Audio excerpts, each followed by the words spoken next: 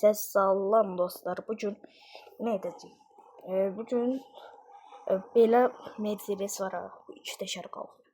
Ayarsız bir şəkildə dostlar. İndi buradan dostlar bu Mercedes'e yaraşır. O maşınlarda biraz çox ağır olur və təbii ki də təzə maşınlarda heç qaldıra bilmir. O drift modunda geçim olur. Buradan dostlar arcade modunu seçin.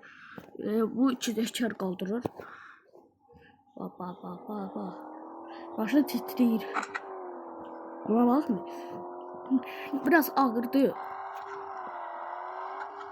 Kaldırır. O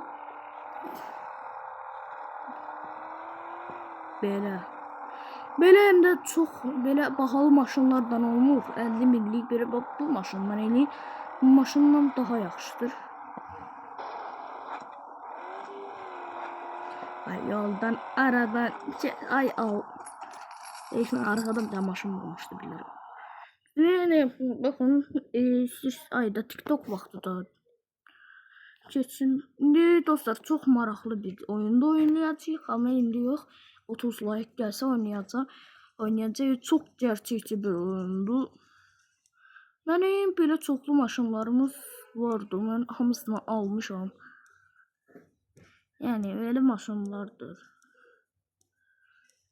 Təbii ki də belə maşınlardan zat ola bilməz. Çünki əgər bu maşınlardan olsa oha deyirəm. Çünki bunlar nətəri 2 təkər qaldırsın.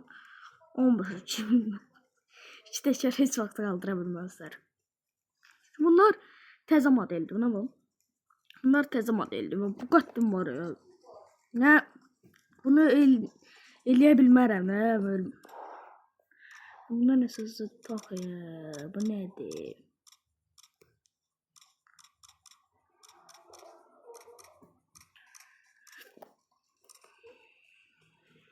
Bu.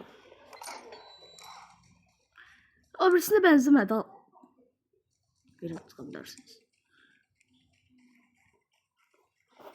Maşın renginde mesela biraz amblip istiyorsan. Ay dönemiyor. Uf. Böyle zor göründü. Ay dönemiyor. Yok ya. Bu zordu. Bu kadar çok pahalı ki. Beni bu kadar ay da yeri git de. Sehlemim diye bir gözde de. Salak atıp abone olsanız buna benzer bir ara oyunda var, onu oynayacağım. Yani dostlar benim maşınlarda da olabilir. Ne orada da. Bakın dostlar bu çox köhnə maşınlardan da olabilir. Buna bax bu necədir. Amma peridok eləyib eləmək olmaz ya. Peridok eləyib arcade moduna qoşsanız o vapşi qaldırar. Amma çox pis aşır. Yəni onu tutturmaq çox çətindir. Ona görə bunu peridok eləmirəm. Mən elə belə eləmişəm. Belə baxın, benim maşınlarda az qaldırır da çox. Yox, az qaldırmır. Çox ağırdı. Yəni bunu qaldırmaq olmur da, ağırdı. Ola bilər amma qaldıra bilmir də tam. Ya belədir dostlar. Onun üçün biraz belə nəsə Bugatti sürək. Yəni arcade moduna qoşsanız belə 2 təkər qaldıra bilər, amma biraz tutturmalısınız. Sürəyə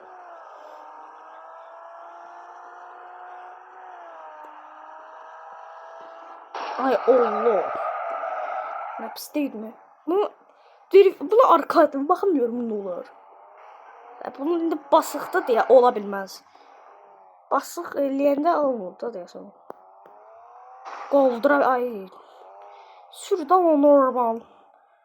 Deyəsən bir dənə də kamera var idi. O deyəsən oyundan silinibdi. Çünki da içəri bir de yukarıda var idi. O yukarı deyəsən silindi. O vurdu bayaqdandır. Olsun.